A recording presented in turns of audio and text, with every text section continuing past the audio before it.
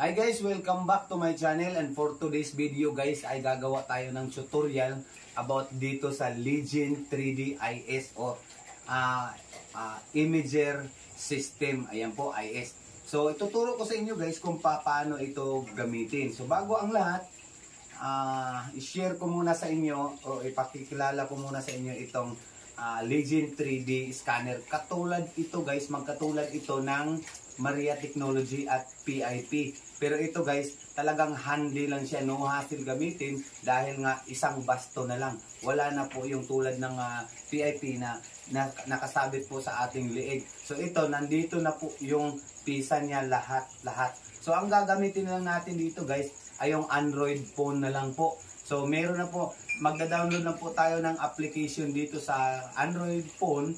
Tapos mag-i-scan na agad tayo sa ilalim mismo ng lupa kung yung may mga prospecting target tayo about treasure hunting. So without further ado, diretso na po tayo guys. Tuturo ko sa inyo kung paano siya i-connect.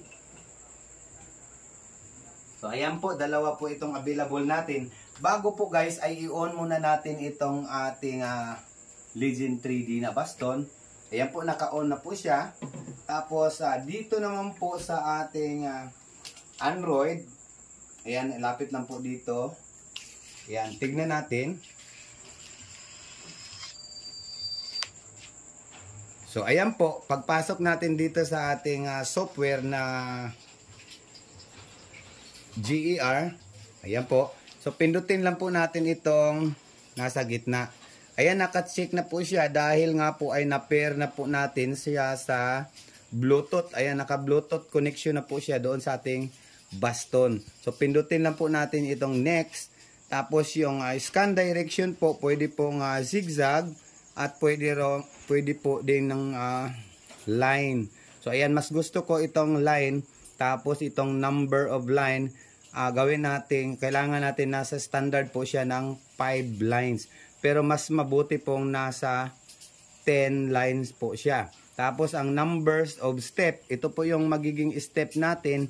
Gagawin din nating 10 step pag 10 po ang line. So ayan po, connected na po siya, naayos na po siya.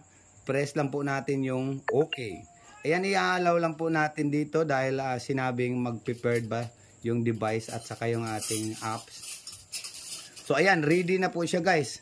So ngayon susubukan natin guys sa mag-i-scan tayo.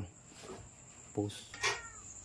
So ayan, mag-start na tayo guys. So pindutin lang natin itong kanyang pihitan. Ayan, itatapat muna natin siya sa lupa about 3 inches. Ayan, 1 to 3 inches. Pag pindot po natin ang isa guys, meron na agad lalabas sa screen. So tignan nyo lang guys dahil ang sample natin isang bayoneta po. Ayan, isa pong bayoneta. So bakal po yan. So ayan po, nag-start na tayo. Kada moving po o kada move po natin ay pindot po tayo. Ayan, hanggang 10 po siya. Ayan. So, tapos na siya. Balik naman tayo doon. Ganon din ang proseso hanggang sa matapos po siya guys. Yan yung pag-i-scanning. Ayan, ito halimbawa lang naman po itong bayoneta. Titignan natin kung mahahagip niya o madidetect niya itong bayoneta guys.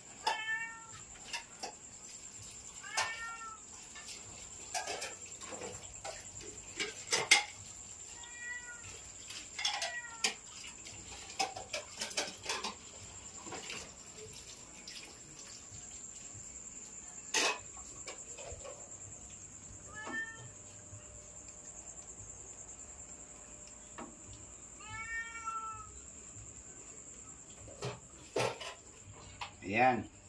So, ayan. Tapos na po guys. Tapos, tapos na po siyang mag-scan. So, patayin muna natin itong ating Legion 3D. Ayan. So, naka-off na po siya. So, dito tayo guys. Titignan natin ang kaniyang result. So, ito po yung resulta guys. So, mapapansin natin dito, meron siyang solid na metal sa gitna. Yung nasa gitna po. Yan po yung bayoneta na ating sinampol guys. Tapos itong ibang mga kulay-kulay pula, malamang ay bakal-bakal ito dito sa ating ilalim ng sahig, dahil nasa sahig po tayo guys. So after scanning, after ng paggamit ng Legion 3D, pindutin natin itong 3D. Ayan, itong 3D na nasa itaas. Ayan, after na mapindot guys, wala na pong interpolation na gagawin. Pindutin nyo lang itong screen, makikita nyo dyan yung na-detect natin guys. Ayan. So, pagkatapos nyan, pindutin natin itong 4 na lines dito sa ibaba. After ng 3D, 4 na line, pindutin natin ito. Ayan, so mawawala na po yung mga lines dyan. Tapos, dito naman, sa pangatlo, 1, 2, 3. Ayan, dito po, mag-a-adjust tayo ng kanyang color. Ayan, 1, 2, 3, 4, 5, 6. So, magiging 6 na pihitan guys. Mapapansin natin dito na ano siya, maraming bakal-bakal po na nakikita ng ating sensor. Pero pag ibalik natin siya sa kanyang dating row, ay makikita natin dito na isa lang talaga yung solid na bakal. Ayan po, yan yung bayonita. Tapos ito namang kulay blue, ito yung mga sinkhole or cavities ng dito sa ating sahig. So malalaman natin guys kung gaano kalalim yung kulay pula na yan. Ayan, pindutin na po natin itong arrow na nasa ibaba. Ayan po, meron na pong sukat na nakalagay guys. Ayan, meron po siyang 0.69 meter. So, ibig sabihin guys, ano lang siya guys, 0 from ang ano niya, ang detection niya from 0 to 69 meters. 0.69. So ibig sabihin wala pang 1 metro na detect niya o na sense niya itong bakal guys. Pag halimbawa naman may ginto diyan sa ilalim ng ating sahig, mapapansin natin dito na nasa ilalim guys na may kulay pula na box formation. Yan po ang pagtingin ng 3D dito guys. Ayan. So kayo lang po ang mag-a-adjust ng kulay kung ano man yung kulay na gusto nyo guys. Dito lang po matatagpuan yung ayan, may setting sa itaas. Ayan. So kung mamili lang po kayo dito guys ng mga colors na anong gusto nyo, yan, i-on lang po natin itong grid tsaka yung 2D. Tapos ito naman yung kanyang interpolation type. So mas gusto ko kasi yung Gaussian. Ayan, Gaussian po ang pinili ko guys. Yan yung tamang kulay niya. So sa adjust ng kulay dito lang, ayan, mag-a-adjust kayo ng kulay.